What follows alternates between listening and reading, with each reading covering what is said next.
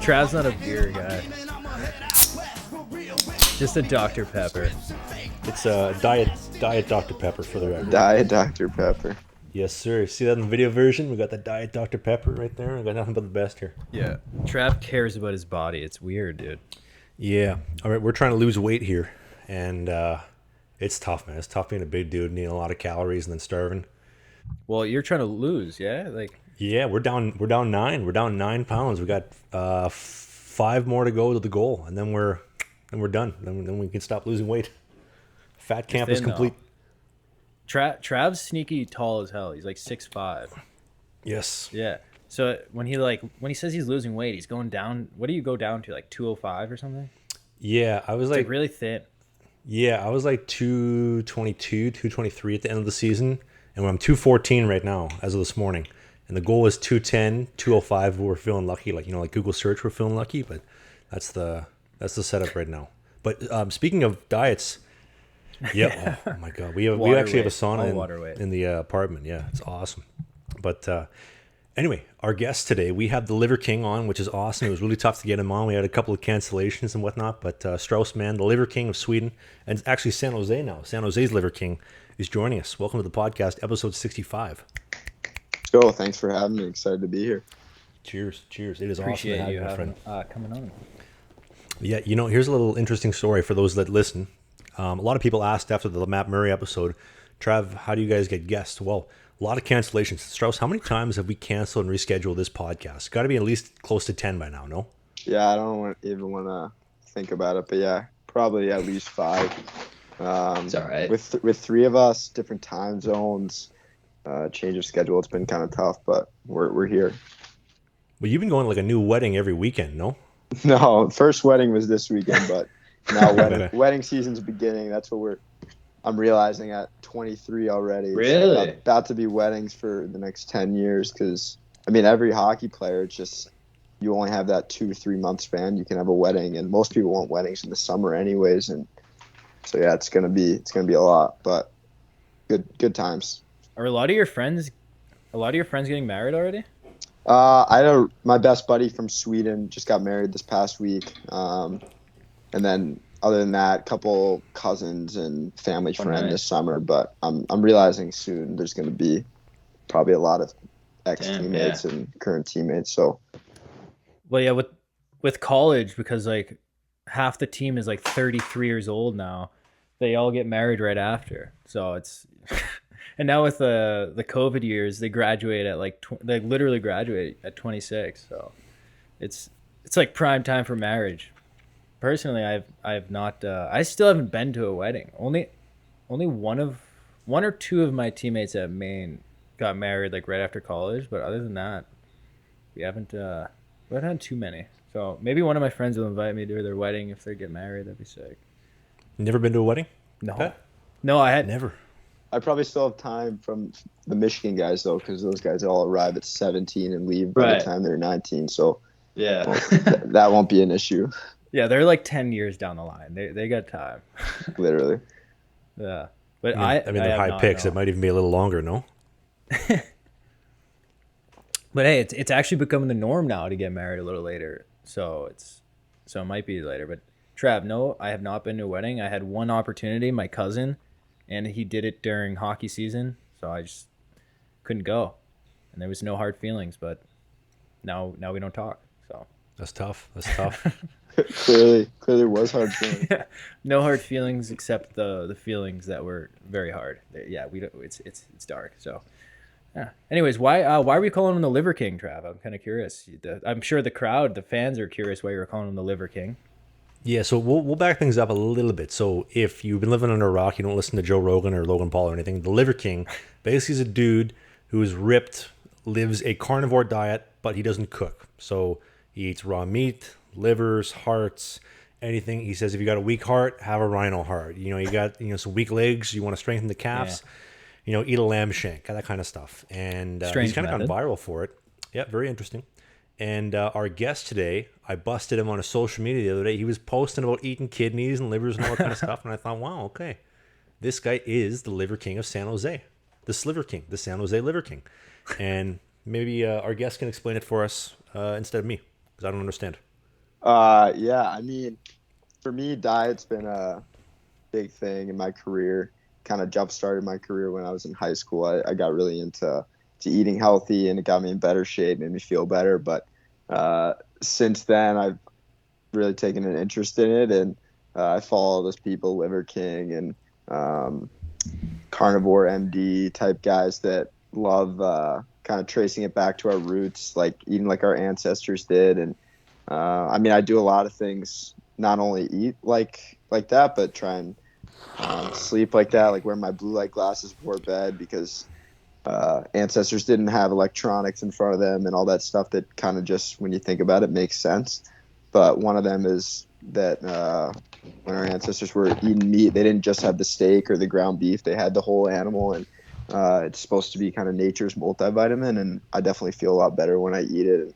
Another thing is a lot of these supplements out there on the market, including some of the like organ meat ones, they're not NSF certified because they're not designed specifically for athletes. So a good way to still get good multivitamins in you is just literally eating like liver, heart, stuff like that, mixing it in a stew. And my buddy that I was just talking about, Michael Kapla, and I in Sweden, were kind of doing some Sunday chilies there that might have had some stuff in it that you wouldn't want to try if you heard of the ingredients, but actually tasted pretty good. You were eating testicles? Were you eating balls? I haven't had that yet, but I'm going to add it to the list soon. But no, we just threw some heart, liver in there. And nice. It honestly makes you feel amazing. I highly recommend it. Yeah. That is interesting.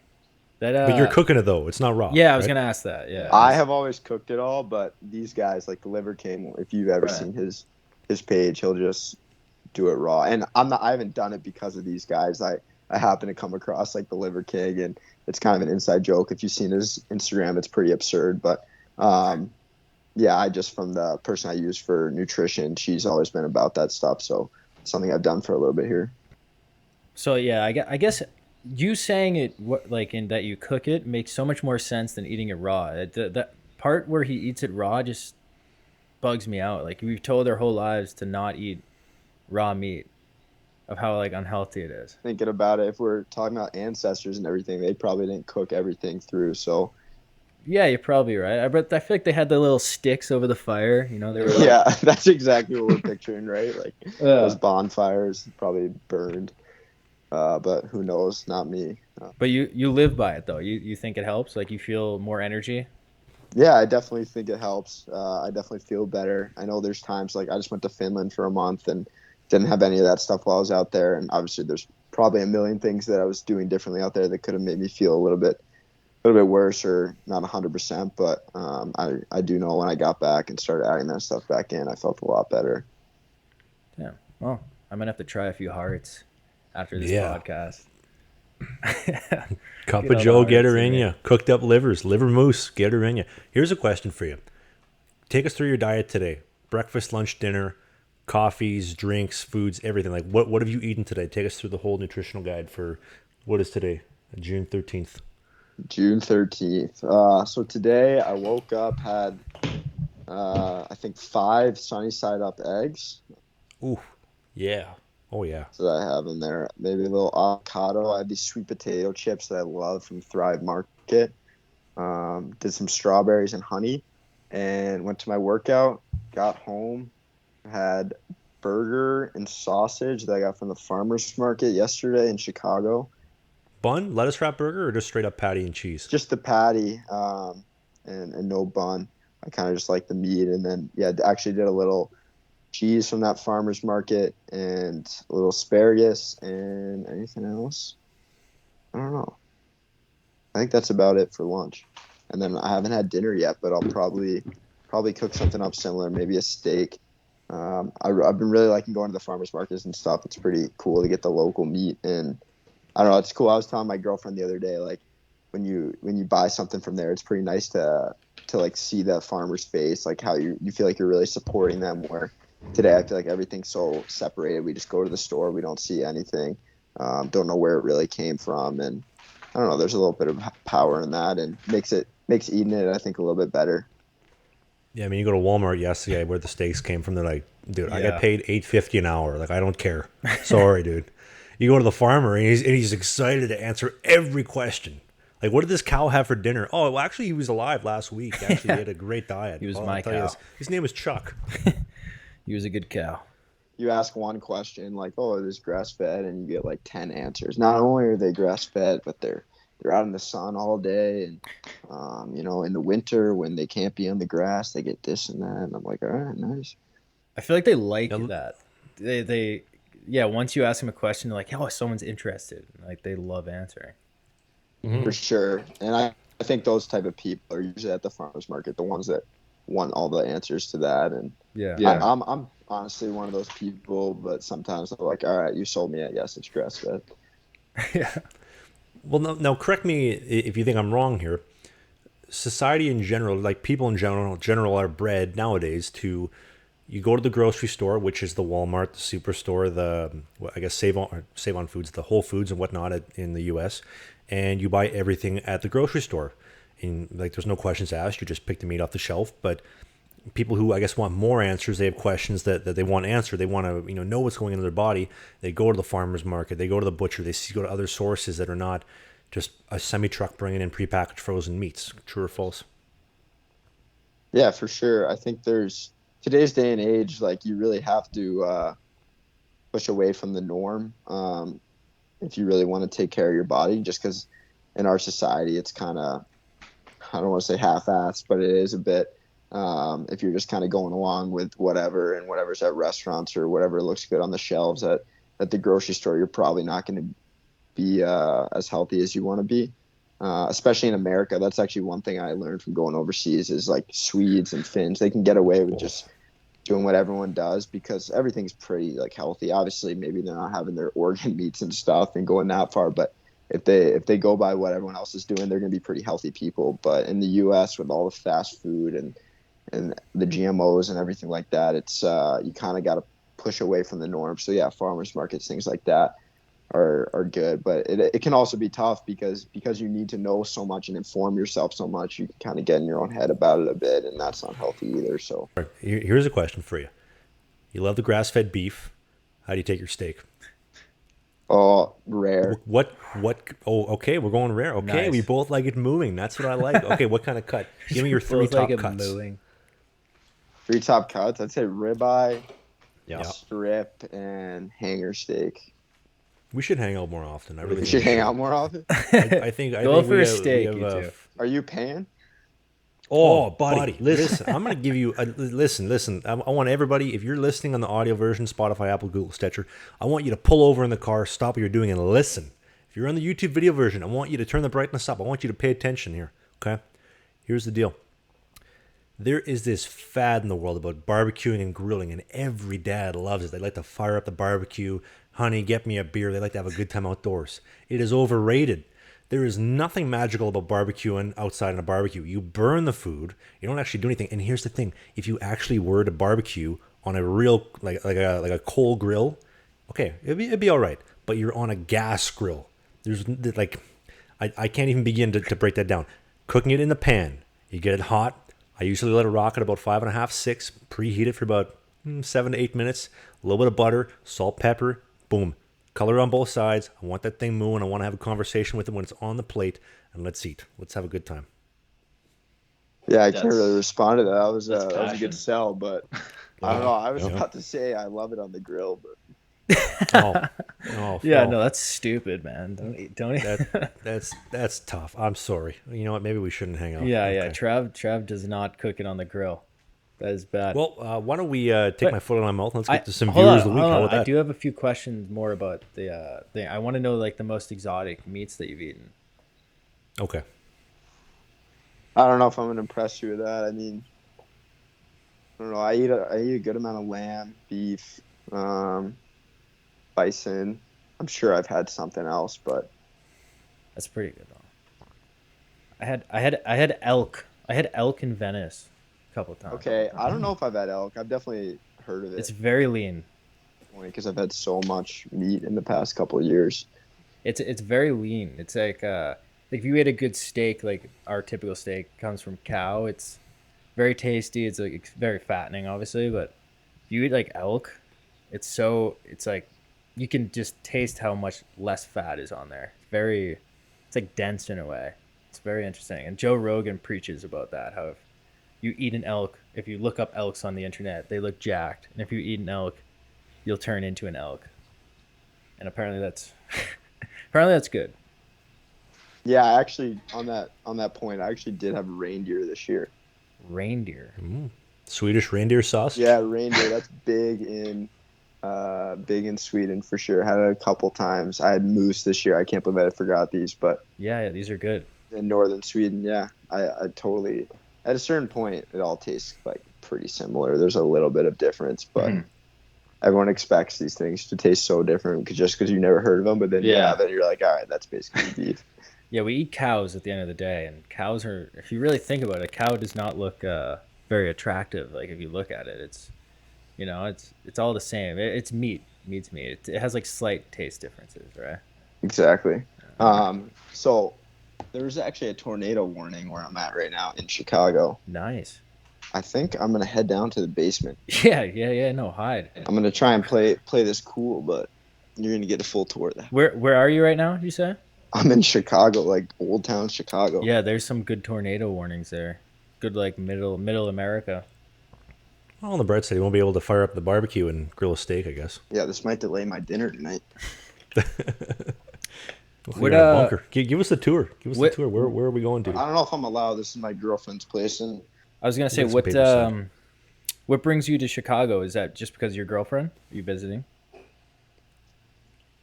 yeah, exactly. So, she's been living here all year, even when I've been in Sweden. I mean, she's visited a couple times. But yeah, so the plan was to come out here for like a month and a half or so after Sweden, and then go back to Connecticut for the summer, which I'm actually doing in a couple of days anyways. But obviously I went to Worlds for about a month, so that kind of broke up the time a little bit. But I'm back here for a tiny bit too, and just trying to hang out with her and see the city a bit. And I'm training out here with a different trainer that's been good, and learned some new things that I'll bring back with me. And so, yeah, it's been good. It's a fun city out there, Chicago. Well, as long as you stay in the right areas, it's a great city. I was gonna say, keep the windows rolled up, kids. Yeah, you just got to know where not to go. But if you stay away from those areas, it's actually a lot of fun there. It's pretty cool for sure. It's there's a lot going on. Obviously, all the sports and stuff. We went to a Cubs game, and that was a blast. And but yeah, it's an interesting city. There's definitely some parts that are maybe a little bit scary, but I mean, that's kind of anywhere these days. There's good parts, bad parts. So, well, what do you say we get to some viewers of the week, as we always do? We got a little bit off topic. By the way, speaking of scary, before we get to the viewers of the week, I got choked out of jiu-jitsu this morning. By the way, I just wanted to share this with you. Did you tap or no? Well, okay, I'll give you the quick story. So I've been doing jiu-jitsu for about 2 months now. 2 months of training. It's kind of replaced my on ice. This morning for the 6 a.m. class, I got partnered up with a girl. No disrespect. She's got 4 stripes on her belt, and she is a bigger girl. And I always show respect. We're working on rear neck chokes. I usually apply 10% pressure. And we slowly build up. She put me in the choke, and she didn't go half. She didn't go a quarter. She put the full choke on, and I thought she was gonna kill me because she was putting pressure on my Adam's apple. It was a bad morning. Did you tap? It was a really bad morning. Oh yeah. Okay. Real quick. There you go. Yeah. So. Yeah, that was my story. Anyway, speaking of people that will not choke you out when that you're not expecting them to, viewers of the week. So if you want to be viewer of the week, it is very simple. There is no SATs. There's no credit score check. There's nothing really. You just send me a DM on Instagram. You send Pat a DM, maybe an email. Maybe leave a comment in the video version, and we'll pencil in. That's it. It's basically a free shout out. You want a shout out? Be viewer of the week. So this week we have Jake, goes by the Best Gamer. Shout out to you. We have Johnny Hunt, said he listens on his long drives from Saskatchewan. In the truck, I'm assuming. We got Nina Runan. She's a single mom trying to gain hockey knowledge to help her son, who loves hockey, and he is 7. That is awesome. Shout out to you, Nina. We got Charlie Barley, that kind of rhymes, from Minneapolis, listens while working out and walking the dog. We got Paul Suda, Anthony Wallin. He's French. Anthony Drouin Wallin. We got Robert and Connor Pelia, I screwed that up. Both love watermelon bubbly, and good luck to Connor in the NAHL tryouts, NAHL. We'll get to that a little bit with Strauss. Elijah from Florida, listening for a few months now, loves the podcast. Craig Beasley, I screwed that up as well. Dude rocks a Dominic Hasek mask. We got Brandon Robertson and his two boys, Dylan and Ethan. They both listen together. Shout out to you guys. We got Connor O'Brien, listens before work. By the way, he works as a lifeguard on duty. Oh, good for him. Saves lives. Yeah, shout out to him. I wonder what he's making in an hour. We got Camara. We have Cassidy. We have Mark Pierce. Said he started watching or listening to episode 1 last week, and he's trying to catch up. Hopefully he does it in good timing. We have Jackson. He said, I've heard my last name and my name mispronounced so many different ways. Please try to say it. I love the podcast every week. Jackson Hufnagel. I think that's how you say it. Hufnagel? We got Hufnagel. Hufnagel. Nice. Hufnagel. Hufnagel. Good name. We got Aiden Johnson. It says he lets the dishes build up all week until Sunday and then turns the podcast on and bangs on an hour of dishes while listening to the podcast. It's an honor. How awesome is that? That's beautiful. That's an honor. That's awesome. Shout out to you, buddy. Did I ever tell you about the time my last girlfriend would do dishes? She'd plunge the sink with a toilet plunger? You did. You did actually on the pod. We had a reel about it back Excellent. in the day, yeah. Excellent. And that was a Viewers Week. By the way, I just want to say thank you for 100,000 downloads on Apple and Spotify. We hit love this recently. I have a couple myself, and I didn't. Awesome. I didn't get to them last week, so I have to make sure I hit them. Oh, I'll just name them. Okay, here we go. We got a Lyndon Cameron Hart, a Brody, just Brody, and his at is just be like, so just be like Brody.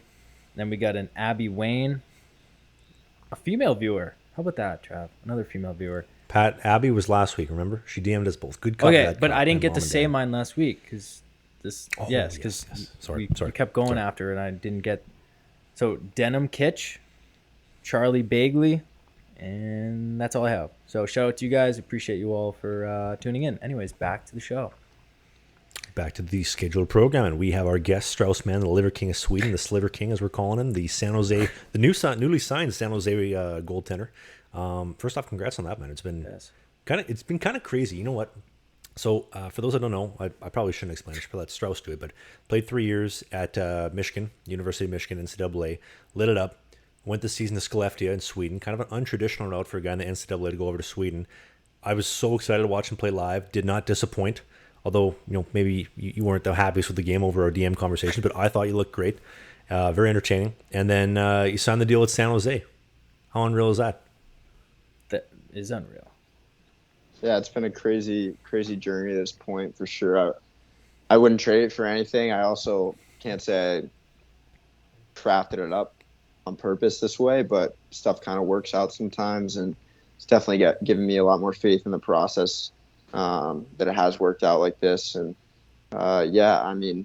Michigan was my dream school. It was an honor to play there, and this year was also just the coolest experience. Was definitely challenging at times, just being in a new place, new country, new style of hockey, and just being out there alone. But learned a lot about myself, sort of similar to my year in juniors, just new start, and couldn't be happier what it brought me in terms of getting the contract back here, and also kind of giving me that platform to prove myself to get on the Olympic team, which was a dream come true for sure. So you said Michigan being your dream school, and you're from Connecticut. So why Michigan? Why is that your dream school? Honestly, there's like a big alumni base there in the East Coast, and so I'd always kind of known a lot of people that went to Michigan or cheered for Michigan, and for some reason, I just loved cheering them on in football and other things. I always thought their jerseys and stuff were cool. And then as I got older, it was always kind of just that amazing hockey school with really great academics and a really cool culture. So for me, it was just kind of in the back of my head, a school I always wanted to go to. Wouldn't say I thought I really had a shot at it most of my time in high school and until I committed there in juniors, but just kind of worked out, and literally committed there the day I got the offer because it was. Were you a bit of an underdog? Because you said you didn't expect it. Like, were you a little? Did you fly under the radar a bit? Yeah, for sure. I didn't really play. I didn't play a game for my high school team till junior year, and even then I was like, I played like 7 games, I think, or something like that. So I didn't really start until senior year when I was 18 going into that year.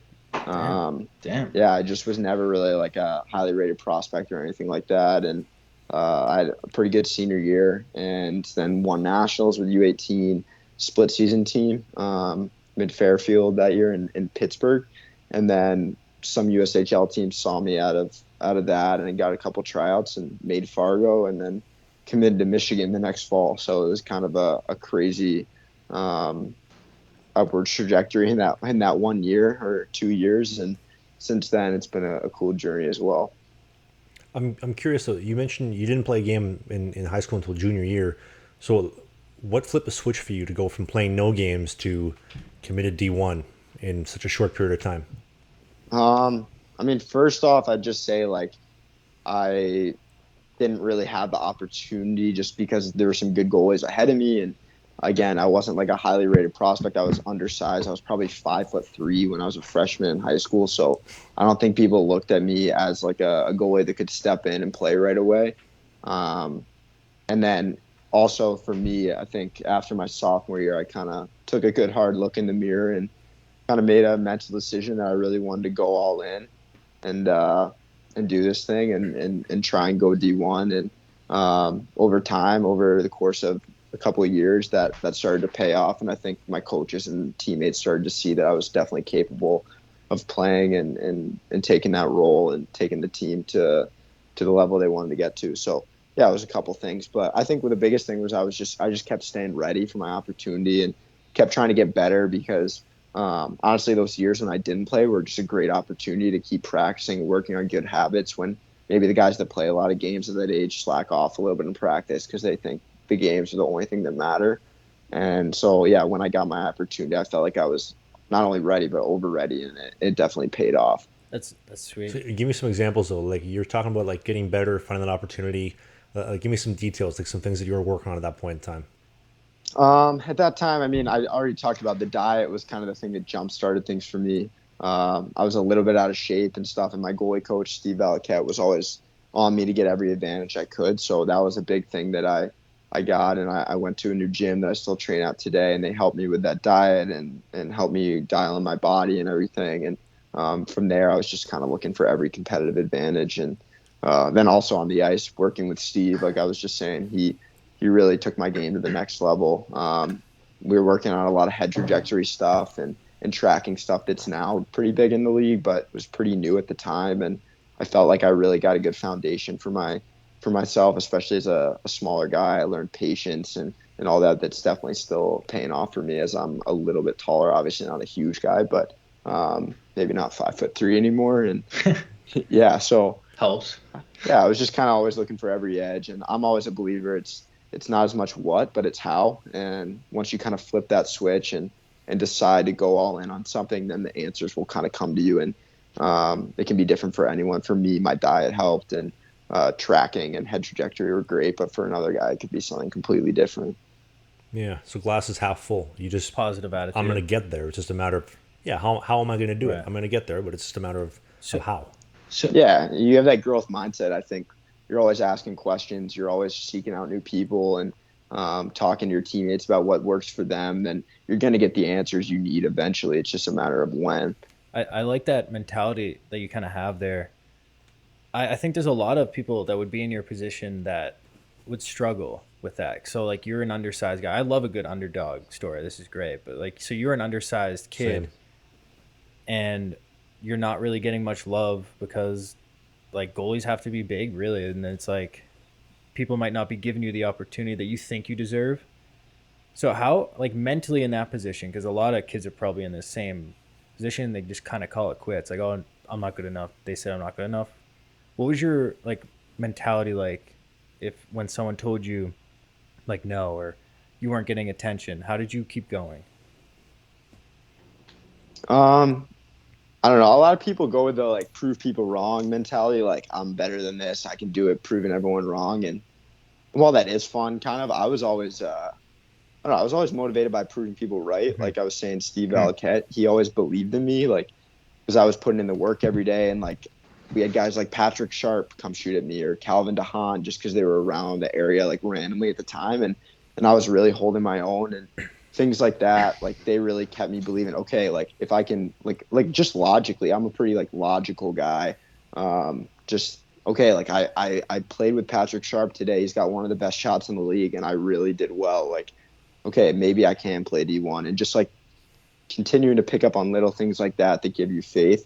I'm not going to sit here and be like, oh, I did everything right and I believed the whole time. I never had any doubts. I think a lot of people in hindsight tell a story like that. And Yeah. while overall it was true, like I did have self-belief, there were a lot of doubts, and that's normal. I mean, it goes along with a lot of the mental health conversations today. It's like, it's okay to not feel okay. It's okay to have doubt. It's kind of how you deal with it, and reminding yourself what you need to get through those moments.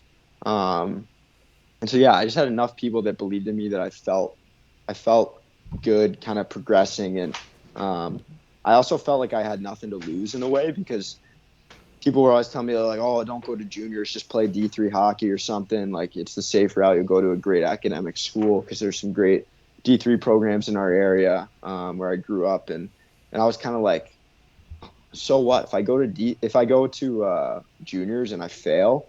Worst thing that happens is I learn something, and I had a cool experience that most people don't have.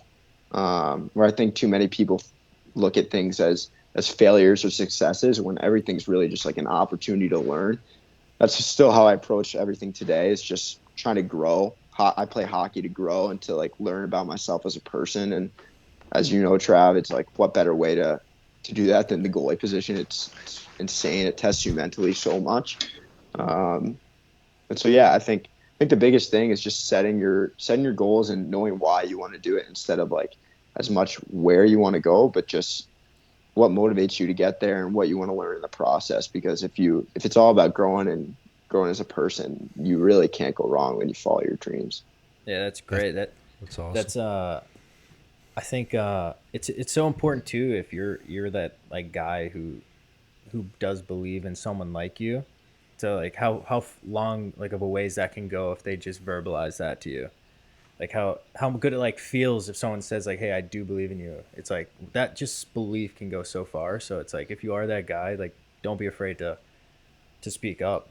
It can help someone. I even had that at Worlds. Like I hadn't played with that many NHL players at one time before, and even a guy here or there just saying, "Wow, you're doing great," or like, "Good job in that drill." Like that means the world to me, and I'm at this level, like at 23. So think about as a high schooler, or whatever. It Yeah. goes a long way. And yeah, it's good. Like you don't want to rely on those external things to feel confident. You want it to come from within, but sometimes that's kind of the spark you need. And that's the other thing I'll add is I was fortunate to have things come up where when my maybe belief was tested with a little adversity, like I was lucky to have those people in my corner, or had a good game right after, maybe that might have been the thing that kept my belief alive, where if I didn't have a good game, maybe it would have sunk. Like you can go back and do the what ifs, but overall the lessons are there, and I think that's the right idea.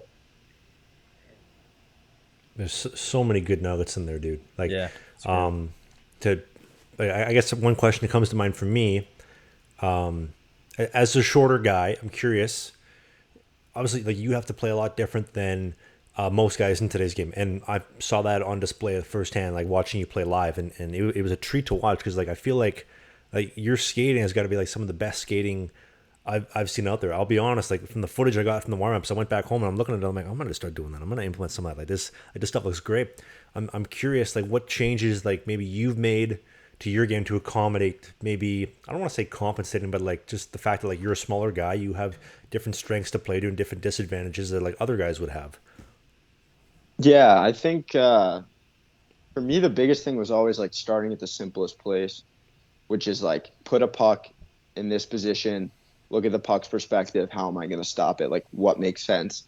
And I really felt like that was the key to my game and why I had success in high school when I had the opportunity. Like I was just a good puck stopper. Like I felt like things made sense. I would, instead of move my hand here, like I would just make the simple save because it just made sense to me. It was a shorter movement. And I felt like because I did a lot of video work and thought of the game in that way, I was pretty efficient with my movements. Everything became about efficiency.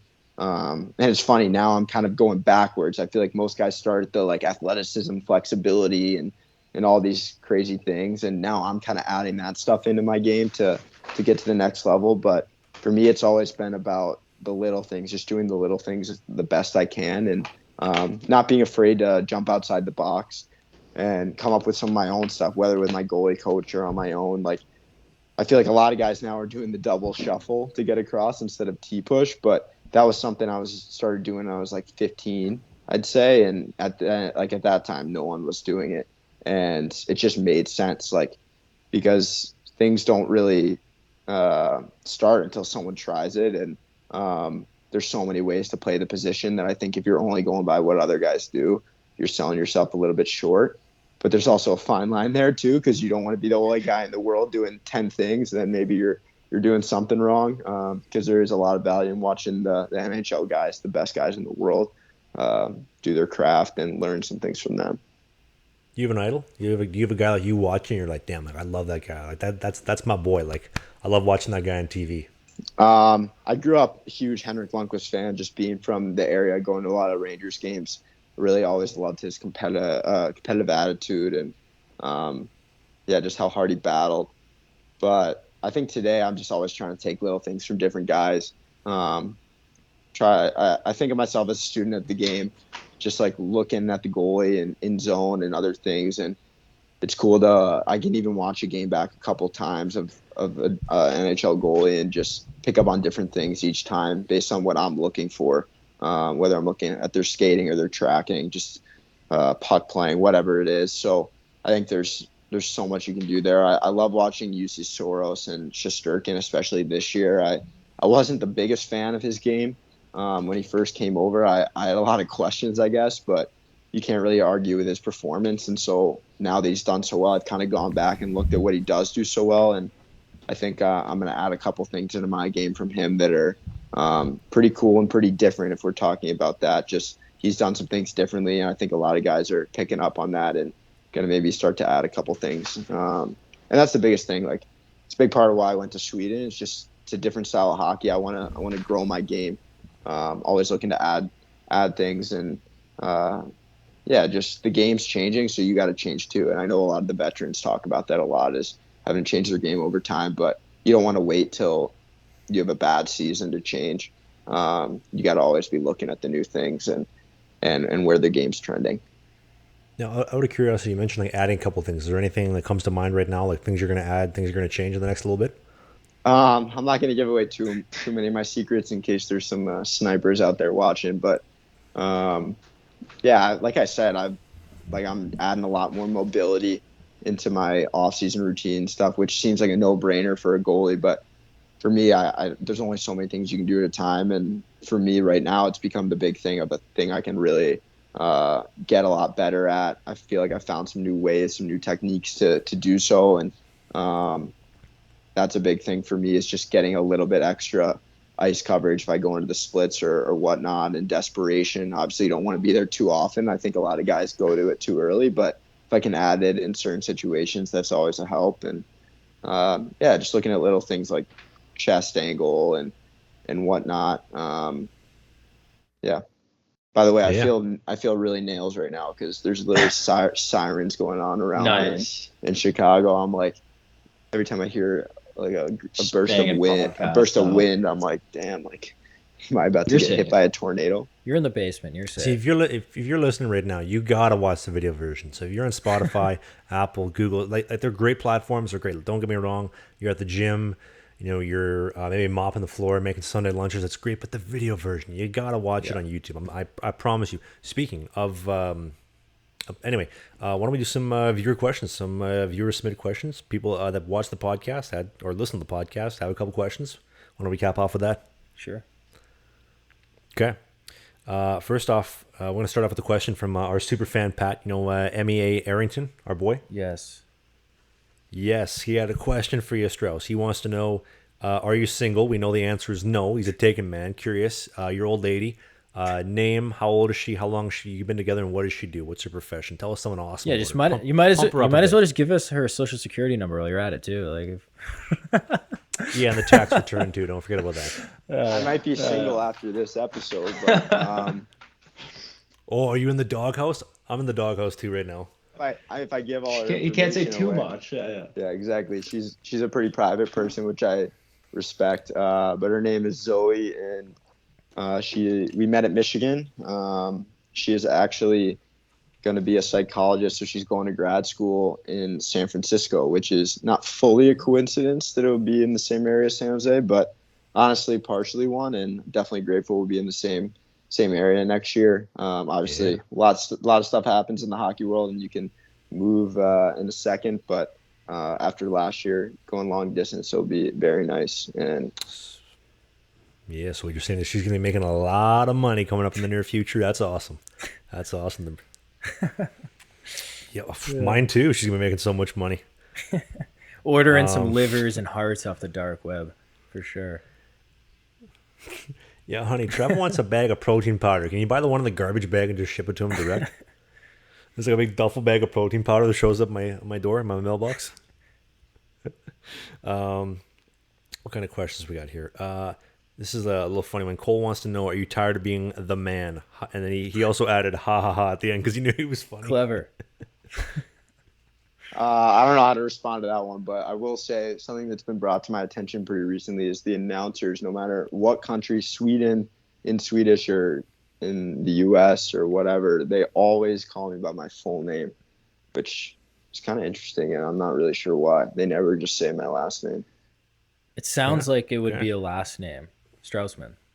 Exactly. Oh, trust me, I've had so many people think that. My teammate this year, I won't throw him under the bus, but for literally like 3 months, he thought my name was, he didn't know my first name, just that my last name was Strauss Mann, to the point where he saw my jersey and he asked one of our teammates why it was misprinted and they hadn't fixed it. That's unreal. Ran out of letters for the name bar machine. Make you question your logic there. He was like, no, it's gotta be Strauss Mann, like the jersey's wrong. Yeah, that's unreal. That's awesome. Good for him. Lars, a local in Skellefteå, he wants to know, what did you develop the most this season in AIK? AIK is the Swedish terminology for Skellefteå. Why, I don't know. That doesn't make any sense, but anyway. I would definitely say my movement on my knees. Like, I've always been good on my feet. I've always emphasized staying on my feet as long as I possibly can, beating passes on my feet. I think that's been a big key for me as a smaller guy, but I wanted to, like I said, like add new things. You're not always going to be able to be where you want in the spots you want, and so I've tried to get a lot better on my knees. A lot of that has been mobility work and also just edge work, and so yeah, I think I worked through that a lot in practice to try and get a little bit of an advantage in certain areas, maybe when I'm scrambling and stuff. Okay, we got a couple rapid fire ones. We got Andreas wants to know, favorite burger at Max, if you've ever been there. I've not been there. That's a fast food restaurant in Sweden, and as we've talked about, that's not exactly my cup of tea, but a lot of guys did like it. I love it. I'm a local. That's the one. That's my watering hole when I'm in Sweden. Anyway, this is from a teammate. I'm not going to name the teammate. He said don't mention him, but yeah, teammate wants to know, why do you like to be barefoot so much, you weirdo?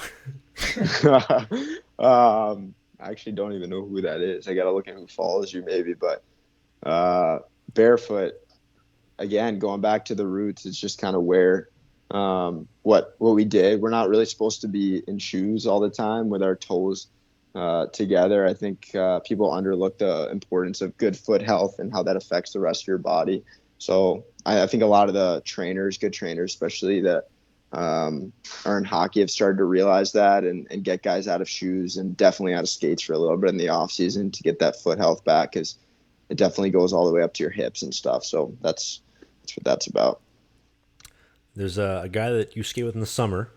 I won't mention that name, but he says, I want to hear some good Valiquette stories. I know you're packing. Honestly, I don't even know.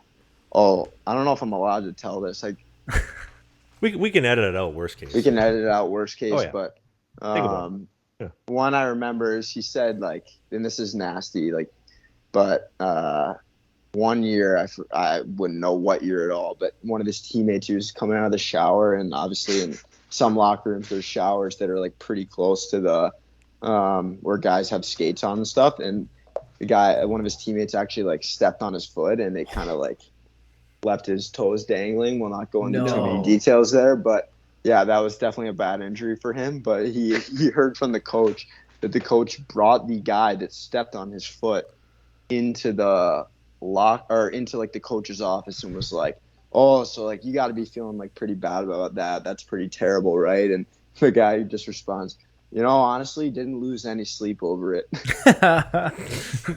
What a nail gun response. Yeah, just like, okay, like you're not even to say sorry. Like, just another day in life. But yeah, that's about the only one I remember at the moment. Yeah. Did he recover from that? Like he's got dangling toes. They got chopped off. I think he did. Yeah. I don't think that was the end of his career, so I'm assuming. Does he have like fake toes down there, or they just what's the deal? Yeah. Honestly, I'm hoping it just healed, but just some nubs. Honestly, we don't know. We'll never know. Yeah, we won't. Unless he shows them on TV. Probably the best nickname that guy could ever had is like the Big Stump. Big Stump Meister. Big Stump. Like a big stump. Yeah, because he's missing all of his toes. Anyway, and the last one I got, this is kind of a two-parter. This is a question, and then also I got some inside information. I think you'll know who I got it from right away. Question is, why did you switch from Bauer back to CCM this season? And also, I'm guarantee you know who exactly is talking about this. You are one of the most difficult clients to please as a company rep. As a company rep. So there's a rep that I guess you went through this season for your gear. Very hard man to please. Very difficult. Yeah, you know who I'm talking about. And the question was, why did you switch from Bauer to CCM, the Skellefteå sponsor, CCM, back to Bauer? I'm not going to make any guesses there because it's a pretty tough review for myself. But yeah, can't please everyone, I guess. So I've always been in Bauer or at least for the past few years, and then I didn't even think about this, but when I signed in Sweden, I didn't realize that like all these teams have their sponsorship deals, and you don't really have a choice what you wear. So, and I kid you not, I was not wearing one piece of CCM, not a neck guard, not undergarments, and all of a sudden I'm about to go to camp in like a week or two, and they're telling me I got to switch everything. So that was a challenge in itself, and it was tough, but I definitely learned some things about kind of like what I like and what I don't from just using so much new gear. But then basically what happened was the CCM factories were shut down, and they kept saying like they'll get your order in. And I was just wearing stock like 34+1 pads that weren't my size, but like close enough and not really my specs. And then after a while, they like with COVID and everything, the factories weren't coming back up anytime soon, so they just told me I could get Bauer's for the time being, and so I went back because I didn't really feel like wearing stock pads that weren't my size. But CCM was definitely trying their best, and it's just obviously in COVID times not everything can work out. But yeah, that's a tough review. I gotta do. Yeah, well, equipment's so important. It makes such a difference. Some guys don't care at all, and that's like fine. But for me, like I'm the type of guy that likes everything to feel good. Like I think it goes a long way at the goalie position. Like if you have an inch here or there that like feels a little bit better or like presents a little bit bigger, it could be the difference between a goal going in or not, and that goes a long way at our position. Sure. So I definitely, when in doubt, go the extra mile to make sure everything's right. And I get that sometimes that can be a lot for the reps or even the staff, and I try my best to be nice in that process. But yeah, sometimes it can be a lot for those guys who definitely deal with a lot of players too. So it can be a lot. Well, I'll tell you this. I know a lot of pissed off goalies in Sweden that were waiting for CCM gear that didn't even get their custom order that they put in July and August, didn't show up to like February or March. So you're not the only one. And also, like as far as like the reps go, it's like, dog, you're getting $80,000 a year, $100,000 a year. I think you can put up with Strauss telling you, hey, listen, single T, not double T. Come on, let's get it a little faster here. You know what is their job? It's their job. That's your job. Yeah. You have one job, to service your pros. So service them. How was your equipment managers in college compared to pro? Is it similar? We got about 3 minutes before the camera shuts off, and then I got to get running. By the way. Okay. Okay, just a heads up.